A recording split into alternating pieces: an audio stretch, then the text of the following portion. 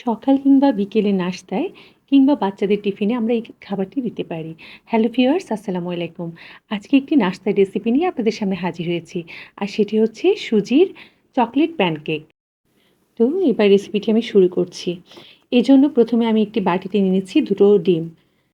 এবার ডিম দুটোকে হ্যান্ড হুইস্ক দিয়ে হালকা একটু নেড়ে নেব। তারপরে এতে দিয়ে দিচ্ছি ১/২ কাপের চেয়ে একটু কম চিনি। আপনারা আপনাদের স্বাদ অনুযায়ী চিনিটা ব্যবহার করবেন। এরপর দিচ্ছি ১ চিমটি পরিমাণ লবণ। আমরা জানি মিষ্টি জাতীয় খাবারে একটু লবণ দিলে স্বাদের ব্যালেন্সটা ঠিক থাকে। খুব ভালো করে এবার ফেটিয়ে নিচ্ছি। ফেটিয়ে নেওয়ার পর এই পর্যায়ে এখন আমি দিয়ে দিচ্ছি ২ টেবিল চামচ পরিমাণ সয়াবিন তেল। এখানে আপনারা গলানো বাটারটাও ব্যবহার করতে পারেন। আমি সয়াবিন তেলটাই ব্যবহার করছি। এরপর এতে দিয়ে দিচ্ছি ১ চা চামচ পরিমাণ ভ্যানিলা এসেন্স। আমি আজকে চকলেট ফ্লেভারের প্যানকেক বানাচ্ছি, কিন্তু তারপরেও এতে ভ্যানিলা এসেন্সটা দিলে আলাদা একটা ফ্লেভার যোগ হয়। তো দিয়ে দিচ্ছি। আবার একটু ভালো করে ফেটিয়ে নিচ্ছি। খুব ভালো করে চিনিটা একটু গলে আসা পর্যন্ত আমি হুইস্ক দিয়ে বিট করছি। তারপরে আমি এখন শুকনো উপকরণগুলো দিয়ে দিচ্ছি। প্রথমে আমি এখানে ব্যবহার করেছি ১ কাপ পরিমাণ সুজি। তারপরে দিয়ে দিচ্ছি ১/২ চা চামচ পরিমাণ বেকিং পাউডার। আপনারা ইচ্ছে করলে আরেকটু বাড়িয়েও দিতে পারেন, আমি কমিয়ে দিয়েছি। তারপরে দিয়েছি ২ চা চামচ পরিমাণ কোকো পাউডার। এছাড়াও আপনারা ডার্ক চকোলেটকে মেল্ট করেও দিতে পারেন। তবে আমার কাছে সেটা ঝামেলা মনে হয়, তো আমার কাছে কোকো পাউডারটা ইজি মনে হয়। তো আমি সেটা দিয়ে করছি। তারপরে দিয়ে দিচ্ছি ২ টেবিল চামচ পরিমাণ গুঁড়ো দুধ। তো শুকনো উপকরণগুলো ডিমের মিশ্রণের সাথে খুব ভালো করে আগে মিশিয়ে নিচ্ছি। খুব ভালো করে মিশিয়ে নেওয়ার পর আমরা দেখতে পাচ্ছি যে আমাদের ব্যাটারটা অনেক বেশি ঘন। তো এক্ষেত্রে আমরা এখন দিব তরল দুধ। এখানে আমি ১/২ কাপ তরল দুধ নিয়েছি। তো আমি একসাথেই কিন্তু তরল দুধগুলো দিয়ে দিচ্ছি না, আস্তে, আস্তে দিচ্ছি। আপনারা ভিডিওতে দেখতে পাচ্ছেন। আসলে আমার ব্যাটারের ঘনত্বের উপর নির্ভর করে আমি দুধটা ব্যবহার করব। তো আমি শেষ পর্যন্ত দেখতে পেলাম আমার ১/২ কাপ পুরোটাই লেগেছে। তো খুব ভালো করে মিশিয়ে নিচ্ছি মিশ্রণটা। খুব ভালো করে মেশানোর পর এবার দেখতে পাচ্ছেন আমার ব্যাটারের ঘনত্বটা কীরকম হয়েছে।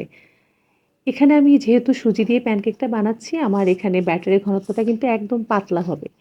অন্যান্য প্যানকেক বানাতে যেরকম গাঢ় হবে, এটা পাতলা হবে। কারণ সুজিটা যখন আমরা রেস্টে রাখবো, তখন সুজিটা ফুলে গাঢ় হয়ে যাবে। তো এই ব্যাটারের ঘনত্বটা এমনই রাখতে হবে আপনাদেরকে। তো আমি ব্যাটারটা তৈরি করে এবার একটি ঢাকনা দিয়ে ঢেকে দিচ্ছি আর এটি ১০ মিনিট রেস্টে রেখে দেব। কারণ সুজি তো, সুজিটা রেস্টে রাখতে হবে। তবে এক্ষেত্রে অনেকে ব্লেন্ড করে ফেলেন। তো আমার কাছে ব্লেন্ড করার চেয়ে এভাবে ভালো লাগে। সহজও হয় আর দানা, দানা একটা ভাব থাকে, খেতে ভালো লাগে। তো দেখতে পাচ্ছেন আমার ব্যাটারটা অনেকখানি ঘন হয়ে গিয়েছে। এবার চুলায় আমি একটি প্যান বসিয়ে দিয়েছি আর এতে দিয়ে দিয়েছি সামান্য পরিমাণ সয়াবিন তেল। তেলটা দেওয়ার পর এবার আমি একটি টিস্যু দিয়ে এক্সট্রা তেলগুলো উঠিয়ে নিচ্ছি।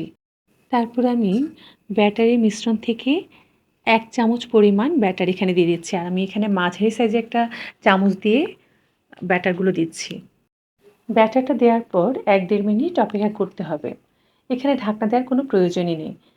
আর আপনার প্যানকেকটা কখন হয়ে এসেছে বুঝবেন যখন এরকম ছিদ্র, ছিদ্র হয়ে যাবে। তো ১ম ১ টা বা ২ টা প্যানকেক ভালো হবে না। তবে এতে ভয় পাওয়ার কিছুই নেই। এই যে আমার ১ম প্যানকেকটা অতটা ভালো হয়নি। তো আপনারাও ভয় পাওয়ার কিছু নেই। ১ম ১ টা ২ টা প্যানকেক যদি ভালো নাও হয়, অবশ্যই পরেরগুলো ভালো হবে। আর এখানে একটা ট্রিক্স হচ্ছে চুলার আঁচটা থাকতে হবে লোতে। তো আমি প্যানটাকে আবার টিস্যু দিয়ে একটু মুছে দিচ্ছি। মুছে দেওয়ার পর আবার ১ চামচ ব্যাটার দিয়ে দিচ্ছি এতে। দেওয়ার পর আমি আবারও আগের নিয়মে যখন ছিদ্র, ছিদ্র হয়ে আসবে তখন আমি প্যানকেকটা উল্টে দেব। মানে একটা প্যানকেক হতে আমাদের ১ মিনিট সর্বোচ্চ সময় লাগবে। তো এইভাবে করে আমি সবগুলো প্যানকেক বানিয়ে নিয়েছি। আপনারা হয়তো দেখতেই পাচ্ছেন আমার শেষের প্যানকেকটা কিন্তু অনেক সুন্দর হয়েছে। শেষ বলতে আমার পরবর্তী ১ম ২ টা ছাড়া পরবর্তী সবগুলো প্যানকেকই অনেক বেশি সুন্দর হয়েছে। তো এভাবে আমার সবগুলো প্যানকেক বানানো শেষ। এবার পরিবেশনের পালা। তো পরিবেশনের আগে আপনাদেরকে আমি একটু একটা প্যানকেক একটু ভেঙে দেখাচ্ছি যে কতটা সফট হয়েছে। আপনারা দেখতে পাচ্ছেন।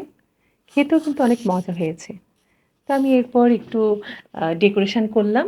আপনারা আপনাদের ইচ্ছেমতো সাজিয়ে নিতে পারেন। এখানে আপনারা আরেকটা কাজ করতে পারেন, চকলেট সিরাপ দিয়েও প্যানকেকটা সাজাতে পারেন। তো আমি চকলেট সিরাপটা দেই নাই। আমার বাসায় যা ছিল তা দিয়ে আমি ডেকোরেট করে নিয়েছি। তো এভাবেই হয়ে গেল অনেক মজার এবং অনেক সহজ একটি রেসিপি, সুজির চকলেট প্যানকেক। আশা করি রেসিপিটি আপনাদের ভালো লেগেছে। আর ভালো যদি লেগেই থাকে অবশ্যই লাইক কমেন্ট করে পাশে থাকবেন। আর সবাই ভালো থাকবেন। আল্লাহ হাফিজ।